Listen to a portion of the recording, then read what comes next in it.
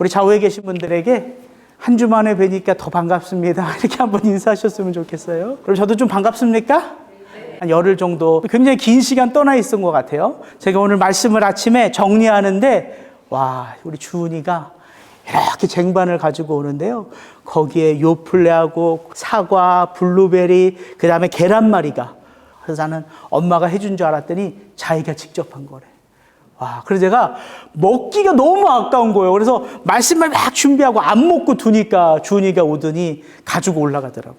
아니야, 갖고 와서 급하게 제가 먹었어요. 그랬더니 얘가 올라가서 엄마한테 뭐라 그러냐면 아빠가 너무 맛이 없어서 억지로 먹었다는 거야. 그래서 마음이 아파하더라고.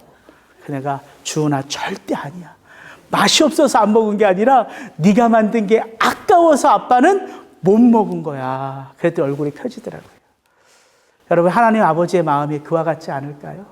그냥 작은 것 하나라도 하나님은 너무 좋은 거예요. 내 아들이, 내 딸이 나를 이렇게 인정해주는 그 모습이. 새롭게 시작되는 이 강의 말씀 속에 여러분이 아버지의 그 마음을 깊이 체험할 수 있게 되기를 주의 이름으로 축복합니다. 여러분, 이 기도라는 이 짧은 한 단어 속에 담긴 그 풍성한 의미들을 저렇게 큰 글자를 써놓았다고 해서 그 신비한 능력을 우리가 다 이해하고 그 온전한 능력을 내가 다 체험하고 맛보았다 감히 말할 수 있는 성도가 누가 있겠습니까? 저 기도라는 한 단어, 어찌 보면 우리에게 가장 익숙한 단어이기도 한 저 단어 속에 담긴 그 의미들, 제가 말하지 않아도 여러분의 인생이 말해주고 있지 않습니까? 물론 우리는요, 기도 외에 다른 것으로는 이런 능력이 나갈 수 없느니라, 이 기도의 능력에 대하여 말씀하신 예수님의 말씀은 알 수 있어요. 너는 내게 부르짖으라, 내가 내게 응답하겠고 내가 알지 못하는 크고 은밀한 일을 내게 보이리라. 이 풍성한 기도에 우리를 초청하신 하나님의 그 말씀은 우리가 알 수 있다고요. 그러나 누가 이 기도 속에 담긴 그 신비한 능력을 나 정도면, 이 정도면 괜찮아, 충분해, 이럴 수 있는 사람이 누가 있겠냐고요. 이 기도에. 그래서 우리는 오늘도 여전히 이 기도에 대한 갈망이 차오르고요. 우리는 오늘도 여전히 이 기도에 대하여 목마른 인생으로 이 땅을 살아가고 있는 것 아니겠습니까? 목사라고 해서, 교회를 오래 다닌 직분자라고 해서 기도가 쉬운 게 아닐 것입니다. 김동유 장로님 기도가 쉬우세요? 이렇게 여쭤보면 목사님 가급적이면 제가 기도, 대표 기도 안 하기를 원합니다 하면 이러실 거라고요. 목사라 기도가 쉬운 게 아닙니다. 근데 우리는 또 이거 알 수 있어요. 지금 막 신앙생활을 한 성도라도 기도할 수 있을까요, 없을까요? 기도할 수 있지요. 그거 우리가 안다고요. 기도의 영역은 이렇게 신비스러운 거예요. 비밀스러운 거예요. 그 누구도 자신할 수 없지만 또 그 누구도 할 수 있다고요. 그래서 한 인생 속에 체험하는 그 하나님의 은혜의 손길은 바로 이 보이지 않는 하나님을 향한 영적인 기도를 통해서 체험할 수 있다는 거예요. 저희 어머님이 내 나이 94세에 누가 투석을 받냐? 투석 못 받겠다.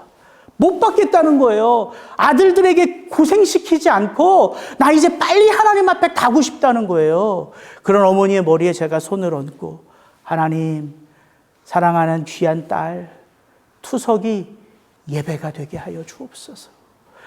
본인을 위해서가 아니라 하나님 아버지의 영광을 위하여, 자녀들을 위하여 이 투석 예배처럼 기쁘게 받으시다가 하나님의 부름 앞에 떠나게 하여 주옵소서. 예수님의 이름으로 기도합니다. 아멘 하니까 어머님이 노멘 그러겠어요? 아멘, 아멘, 아멘. 기도가 이런 거라고요. 하기 싫더라도 하나님 앞에 기도하는 그 기도를 통하여 우리의 마음이 바뀌고요, 우리의 삶이 바뀌고요, 우리의 인생을 바라보는 태도가 바뀐다는 거예요. 여러분, 이게 기도입니다. 그런 의미에서 저는 올 남은 한 해 주님께서 우리에게 친히 가르쳐 주신 이 주기도를 함께 배워보며 이걸 좀 한번 알아보겠다는 거예요. 우리는 하나님을 아는 만큼 기도할 수 있고 기도하는 만큼 믿음으로 살아갈 수 있다는 것이지요. 우리 믿음의 선배들이 이 비밀을 안 거예요. 그래서 여러분, 이 성경책에 담겨져 있는 그 수많은 기도의 스토리들, 여러분의 부모님이 여러분을 키워오면서 보여주셨던 그 기도의 자취들, 다 이 놀라운 비밀을 깨달았기 때문에 기도할 수 있었던 것 아니겠습니까? 그래서 남은 한 해 우리가 주님이 친히 가르쳐 주신 이 기도의 한 문장 한 문장을 우리의 입술로가 아니라 우리의 삶으로 하나하나 우리의 삶에 새기며 저와 여러분의 신앙, 그 믿음을 돌아볼 수 있기를 주의 이름으로 축복합니다. 오늘은 그 첫 번째 시간으로 주기도문의 서론이에요. 과연 이 주기도는 성경에 어떻게 소개되었는가 함께 살펴보며 그 은혜를 나누기 원합니다. 여러분, 신약 성경의 주기도문은 두 군데 나와 있죠. 그게 바로 제가 본문으로 드린 마태복음 6장과 누가복음 11장이에요. 그래서 이 마태복음 6장과 누가복음 11장의 문맥을 자세히 들여다보면 도대체 주님은 이 주기도문을 어떤 문맥 속에, 맥락 속에서 제자들인 우리에게 가르쳐 주셨는가, 그거를 알 수가 있는 거예요. 오늘 서론은 그러므로 너희는 이렇게 기도하라. 이 안에 담긴 두 가지 의미들을 여러분과 좀 살펴보기를 원합니다. 우리 마태복음 6장 5절부터 9절 한번 같이 한번 읽어봅니다. 또 너희는 기도할 때에 외식하는 자와 같이 하지 말라. 그들은 사람에게 보이려고 회당과 큰 거리 어귀에 서서 기도하기를 좋아하느니라. 내가 진실로 너희에게 이르노니 그들은 자기 상을 이미 받았느니라. 너는 기도할 때에 내 골방에 들어가 문을 닫고 은밀한 중에 계신 내 아버지께 기도하라. 은밀한 중에 보시는 내 아버지께서 갚으시리라. 또 기도할 때에 이방인과 같이 중언부언하지 말라. 그들은 말을 많이 하여야 들으실 줄 생각하느니라. 그러므로 그들을 본받지 말라. 구하기 전에 너희에게 있어야 할 것을 하나님 너희 아버지께서 아시느니라. 그러므로 너희는 이렇게 기도하라. 여러분, 마태복음에 이 주기도문이 소개되는 그 맥락을 보면 예수님은 이렇게 기도하라 라고 말씀하시기 전에 사실은 어떤 것에 대하여 먼저 말씀하신 거예요. 너희는 저렇게 기도하면 안 돼. 저렇게 기도하지 마. 기도하는 유대인들에게도 어떤 기도가 있을 수 있다. 잘못된 기도가 있을 수 있다. 이걸 먼저 말씀하신 거예요.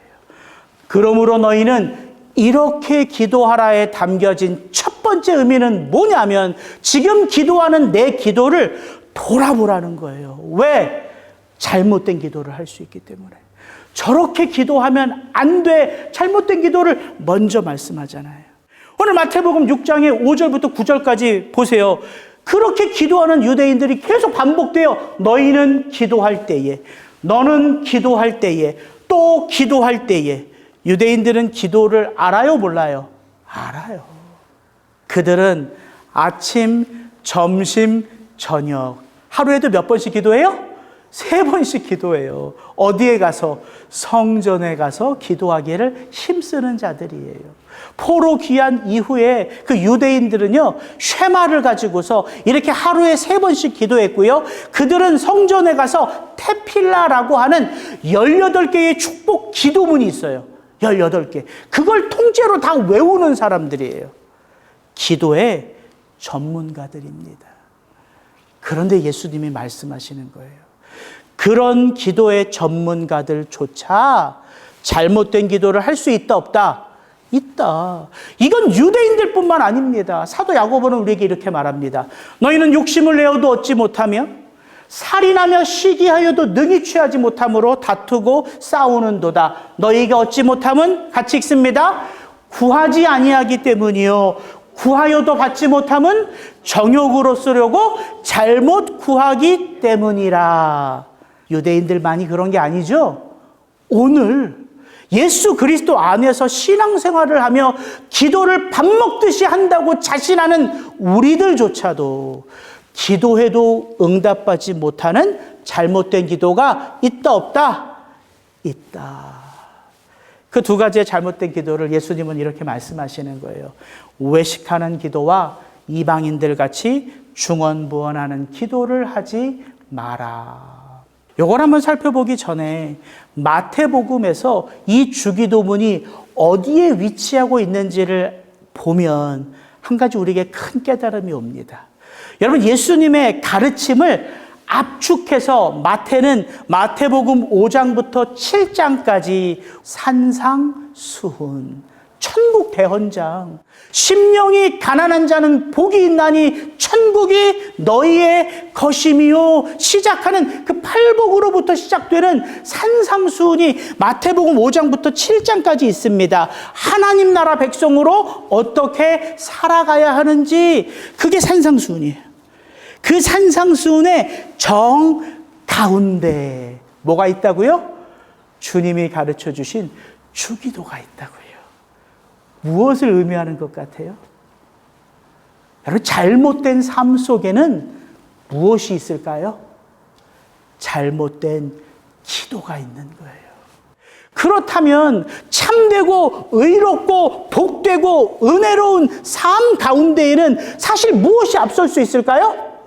참되고 의롭고 하나님께는 기쁨이 되는 기도. 여러분, 삶은 결코 기도를 앞설 수 없습니다. 기도가 우리의 삶을 이끄는 거예요. 그래서 성도의 믿음, 성도의 삶, 기도로부터 시작한다는 거예요. 예수님은 마치 그 의미를 우리에게 도전해 주시는 거예요. 너희들의 삶이 천국 백성의 삶으로 올바르려면 올바른 삶 앞에 기도를 놓아라. 그래서 이 기도를 그 산상수훈의 정한 복판에 마태는 배치해 놓고 있는 거지요.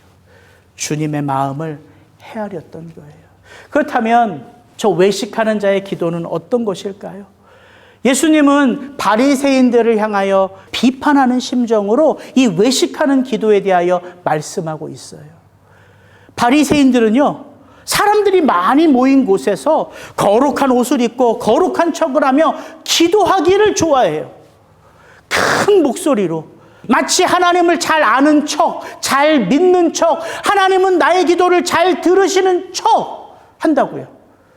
하나님 앞에 드리는 기도는 분명한데 그들의 마음속에는 누가 있어요? 내가 있어요. 하나님이 안 계세요. 사람들로부터 인정받고 싶은 내 욕망이 도사리고 있다고요. 그게 외식하는 기도예요. 기도는 누구에게 하는 거예요? 사람에게 하는 게 아니에요. 하나님 앞에 하는 거예요. 그렇다면 기도하는 이들의 모든 사람들의 마음 중심에는 당연히 누가 거하셔야 돼요? 하나님 아버지. 그런데 그 하나님 없이도 하나님 앞에 기도할 수 있다는 거예요. 그러면서 예수님은 그 외식하는 기도를 이겨내기 위해서 어떤 기도를 우리에게 가르쳐줘요? 그 유명한 골방의 기도. 골방의 기도를 가르쳐줘요. 잘 보십시오. 내가 진실로 너희에게 이르노니 그들은 자기 상을 이미 받았느니라. 너는 기도할 때 내 골방에 들어가 문을 닫고 은밀한 중에 계신 내 아버지께 기도하라. 은밀한 중에 보시는 내 아버지께서 갚으시리라. 여러분, 이 골방의 기도는 어떤 기도일까요? 우리에게 무엇을 도전하는 것일까요? 그럼 기도는 무조건 아무도 없는 골방에서만 해야 돼요? 그런 게 아닐 거예요. 주님은 이 외식하는 자들의 기도를 보시면서 무엇을 말씀하고 싶은 거냐면 너희 마음속에 기도의 동기를 돌아보라는 거예요. 인정받고 싶은 마음, 칭찬받고 싶은 마음, 응답받고 싶은 마음이 아니라 기도하는 너의 마음 속에는 오직 누구로 가득 차야 된다는 거예요. 기도를 받으시는 하나님. 그게 골방 기도예요. 하나님과 나와의 관계. 여러분, 이 관계를 대체할 수 있는 게 무엇이 있겠습니까? 목사님, 저를 위해서 중보해 주세요. 제가 아무리 어머님을 위해서 기도하고 성도님들을 위해서 기도할 수 있죠. 그게 중보 기도죠. 같은 마음을 가지고 기도하는 것. 그러나 하나님은 그 누가 누구를 향한 중보 기도보다 더 듣기 원하시는 게 누구의 기도예요? 하나님 앞에 나와 엎드리는 우리, 나의 기도. 그게 골방 기도예요. 그래서 말씀하시는 거예요. 은밀한 중에 보시는 아버지께서 은밀하게 갚아주시리라. 그러고 보니까 제가 이런 생각이 들어요. 기도란 것이 어떻게 보면 하나님 앞에 나아가서 그 하나님을 찾고 그 하나님 앞에 내 간구하는 모든 것들을 아뢰을 때에 하나님과 나 사이에 수없이 많은 것들이 끼어들 수 있겠구나라는 생각이 제가 들더라고요. 기도는 가지를 치는 거예요. 하나님과 나 사이에 있는 막힌 담들 하나하나를 가지를 치는 거예요. 그 어떤 누구도, 그 어떤 상황도 하나님과 내 앞에 내 기도를 가로막지 않는 가지를 하나하나 쳐나가는 거예요. 그래서 기도는 영적 전쟁입니다. 여러분, 한번 여러분의 그 은밀한 기도를 한번 돌아보십시오. 기도하면서도 불안해하는 나 느낄 수 있을 거예요. 기도하면서도 걱정하고 있어요. 기도하면서도 뭘 해야 되는지를 생각하고 있어요. 기도하면서도 미운 마음 그대로, 질투하는 마음 그대로. 이거 다 골방 기도가 아니에요. 그런 것들 하나하나를 가지를 치는 거예요. 두려워하는 마음, 불안해하는 마음, 미워하는 마음 하나하나를 가지를 칠 때 세상과 나는 간 곳 없고 오직 누구만 남아요? 하나님과 나만 남아요. 그때 비로소 나는 알 수 있어요. 내 기도를 받으시는 하나님은 나만을 주목하시며 그 하나님의 마음이 오직 기도를 하는 나로 꽉 차 있음을 그때 비로소 알 수 있는 거예요. 내 안에 가지가 너무 많아요. 근심이 너무 많아요. 걱정이 너무 많아요. 그것들 하나하나를 다 거둘 때 오직 나 하나를 위하여 주목하시는 그 하나님을 받아들일 수 있다고요. 여러분, 그때 기도는 깊어지는 거예요. 그래서 여러분 한번 돌아보십시오. 하나님과 나만이 그 친밀한 관계 속에서 뜨겁게 기도드렸던 때가 여러분의 인생 가운데 얼마나 되는지를 한번 돌아보십시오. 솔직히 손에 꼽을 만하지 않습니까? 다 그 뭘 말하는 걸까요? 하나님 앞에 나가 엎드려 기도하면서 우리가 가지치는 걸 안 하는 거예요. 바쁘다는 이유로, 급하다는 이유로, 근심한다는 이유로 그냥 앞에 나아가서 습관처럼 기도하고 있는 거지요. 아니요. 기도는 하나님으로 나를 가득 채우는 거예요.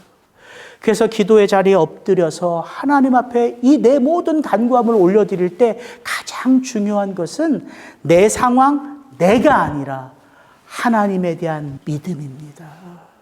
그 믿음을 가지고 하나하나 가지를 칠 때야 비로소 내가 유창하게 말하지 않아도 내가 기도에 기술이 없어도 하나님은 나를, 내 삶을 받으시는구나. 그럼 그때 자유함은 밀려오는 거예요. 여러분 가만히 한번 그 깊은 기도를 드렸을 때를 한번 돌이켜 생각해 보십시오. 상황이 바뀌기 전에 평안함이 먼저 옵니까? 나중에 옵니까? 먼저 오잖아요. 상황이 바뀌기 전에 평안함이 먼저 와요. 그래서 그 상황이 바뀌어가는 것을 내 믿음의 눈으로 바라볼 수 있다고요. 여러분, 이게 골방 기도의 능력이라는 거예요.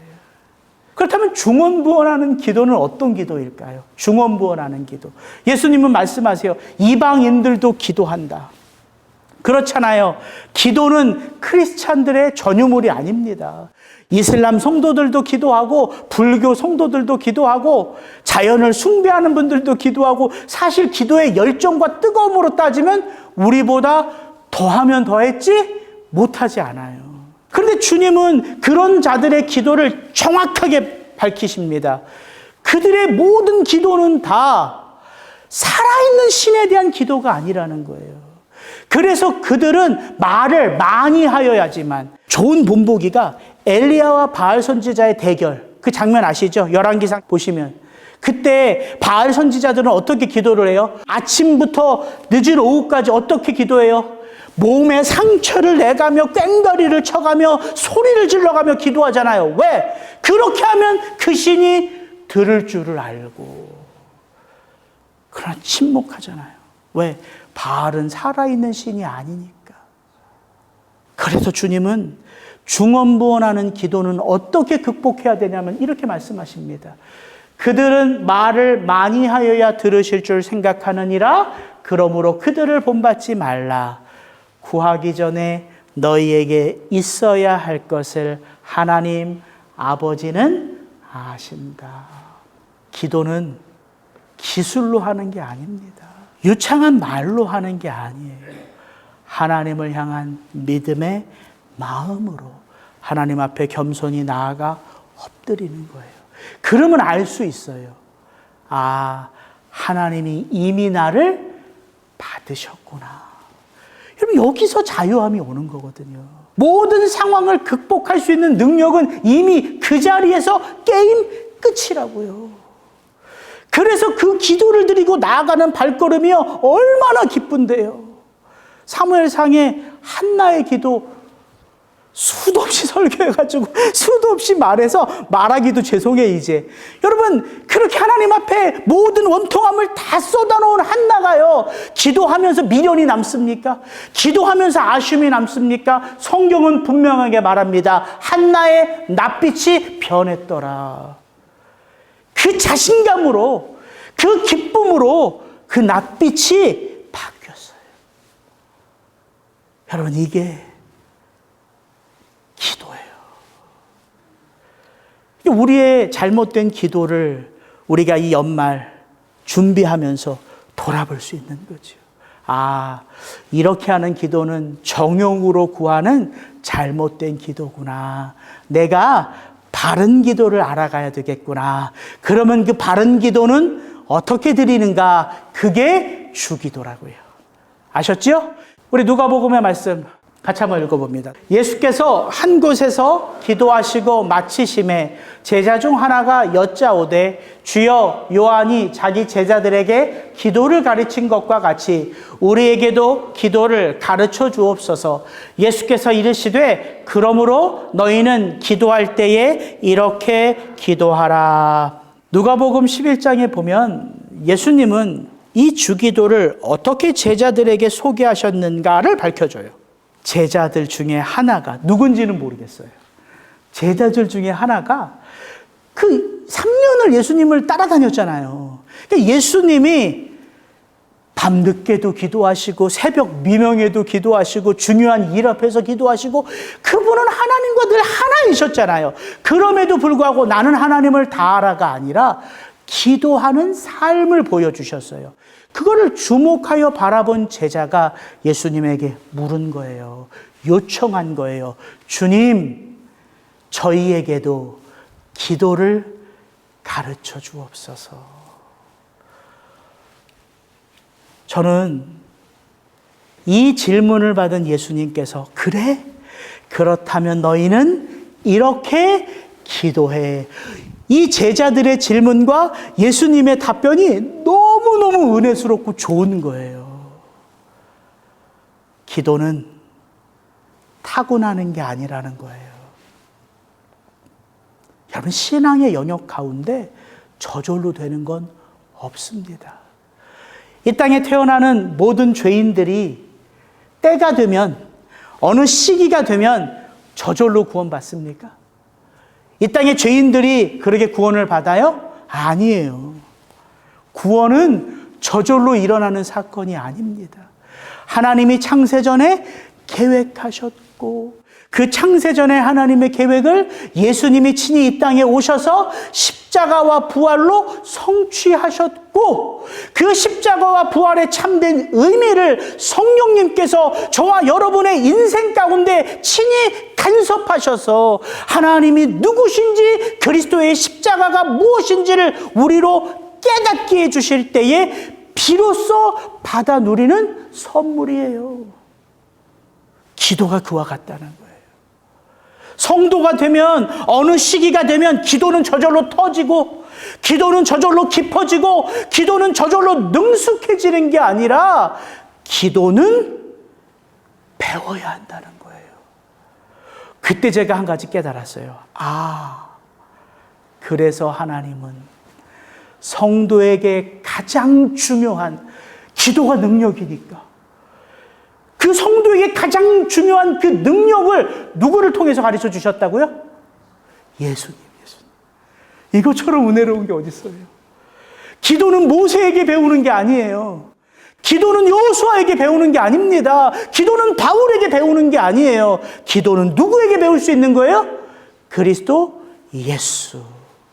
그래서 주기도의 한 문장 한 문장은 곧 누구의 삶이에요? 예수 그리스도의 삶이에요. 아니, 예수 그리스도의 삶이 주기도인데 우리는 그 기도를, 주기도문에서 기도를 빼면 뭐만 남아요? 주문만 남아요. 주문만. 한국 교회가 주기도를 교회에 들어오는 시작부터 가르쳐준 건 너무너무 위대한 일이에요. 그런데 한국 교회가 또 문제가 뭐냐면, 이 주기도를 제대로 가르치지는 않고 기도 외워. 그러면서 저 청년부 다닐 때 교회는요, 주기도 송영으로 예배를 마쳐요. 하늘에, 그거 아시죠? 요즘에 그거 하는 교회는 거의 없는 것 같아요. 근데 저 청년부 때 다녔던 교회가 주기도송을 송영으로 마치는 찬양으로 했어요.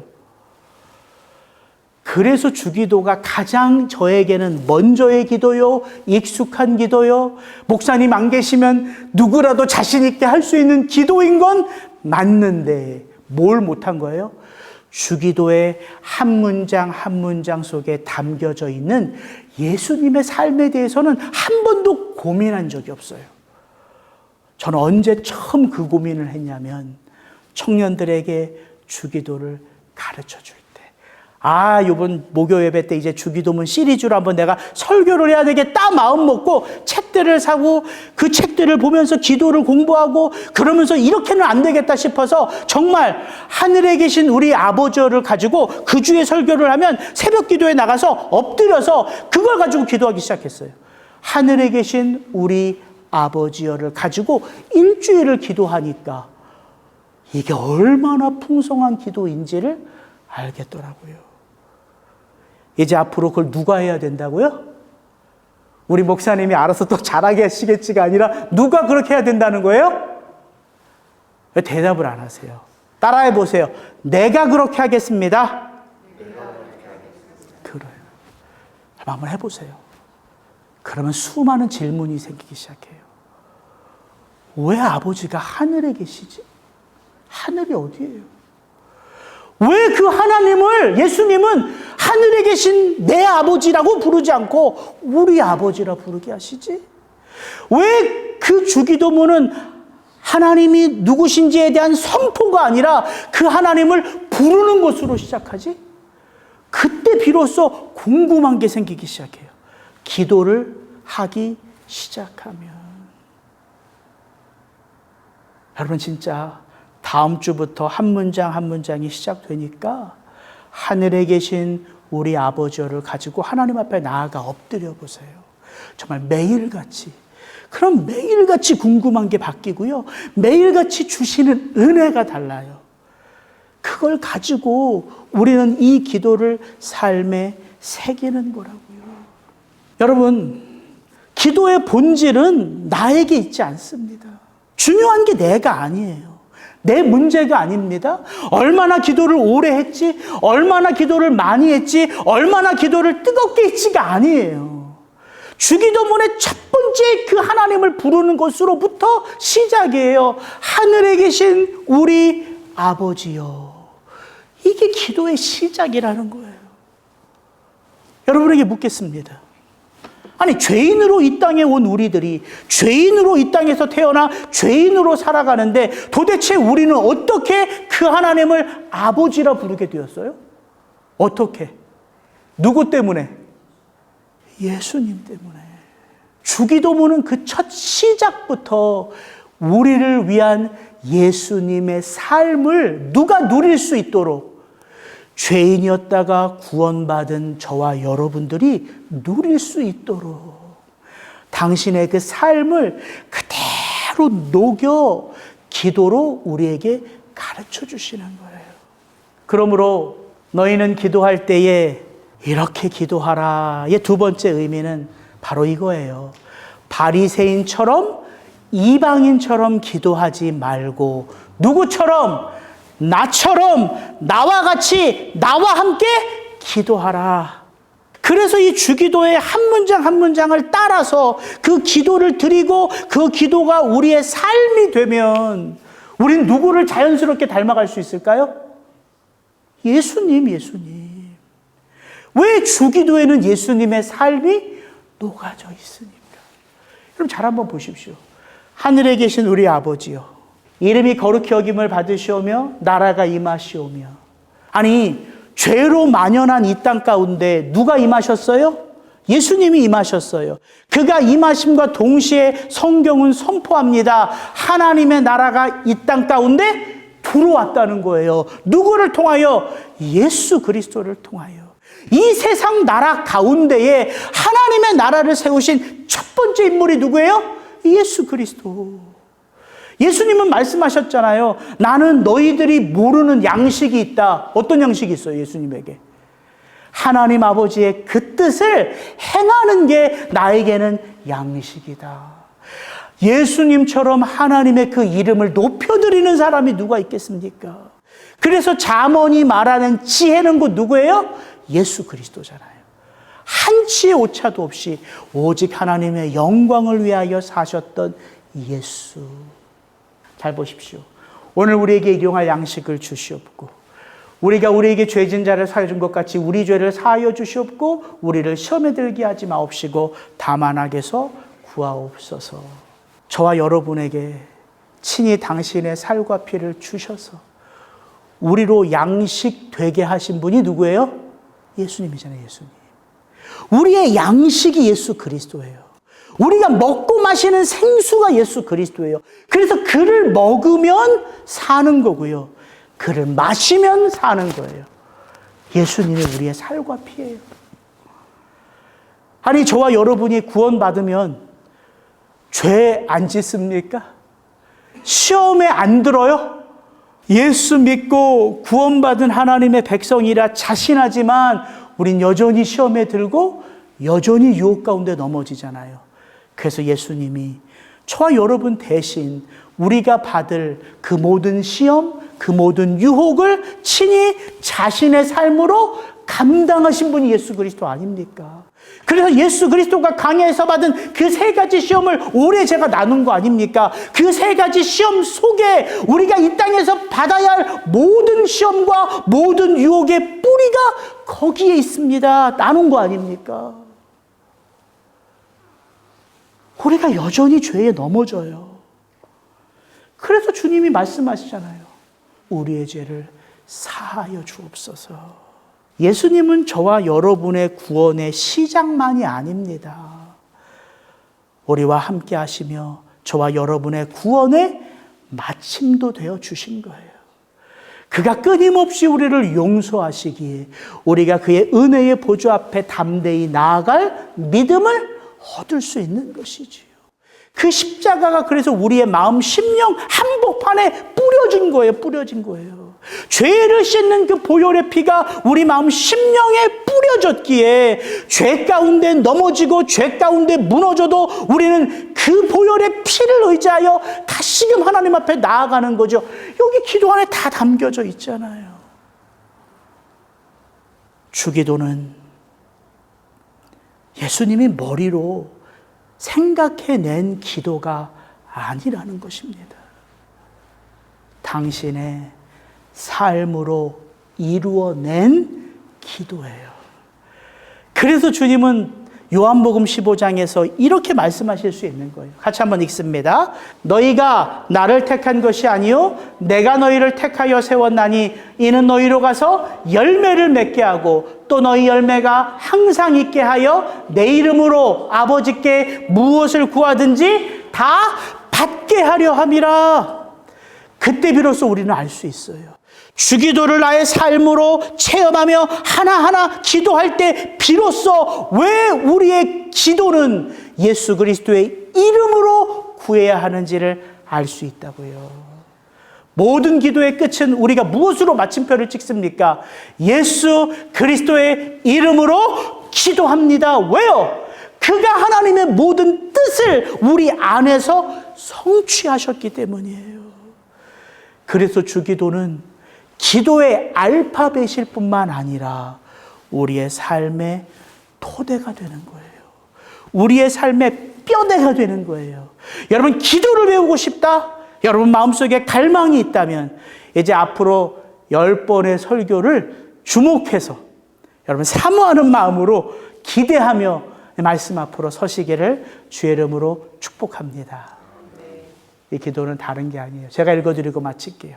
너희가 내 안에 거하고 내 말이 너희 안에 거하면 무엇이든지 원하는 대로 구하라. 야, 이제 내가 원하는 모든 것들은 다 구할 수 있겠네? 주기도를 가지고 기도해 보면 이게 그 뜻이 아님을 알 수 있다고요. 내가 받고 싶은 모든 것을 욕망으로 구하는 기도가 아니라 그리스도가 내 안에, 내가 그분 안에, 그분의 말씀이 내 안에 채워져 이 기도를 통하여 나는 그리스도 예수의 제자가 되리라. 주기도는 다른 게 아닙니다. 우리가 어떻게 하나님 아버지의 제자로 이 땅 가운데 살아갈 수 있는지를 가르쳐 주시는 주님의 삶이 녹아있는 기도라는 거예요. 여러분을 축복합니다. 이 주기도문 한 절 한 절을 통하여 저와 여러분의 삶이 은혜 가운데 풍성해지기를 주의 이름으로 축복합니다. 기도하시겠습니다.